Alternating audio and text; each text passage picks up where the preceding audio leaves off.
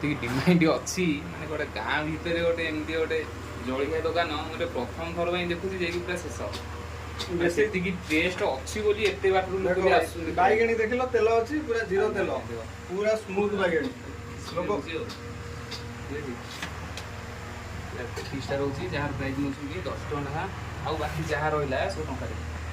ଏଇଟା ବର୍ତ୍ତମାନ ବରା ପାଇଁ ଚାଲିବ ବରା ଆଜ୍ଞା ଏଇଟା ଚାଲିଛି ବରା ଟଙ୍କିକିଆ ବରା ଠିକ୍ ଅଛି।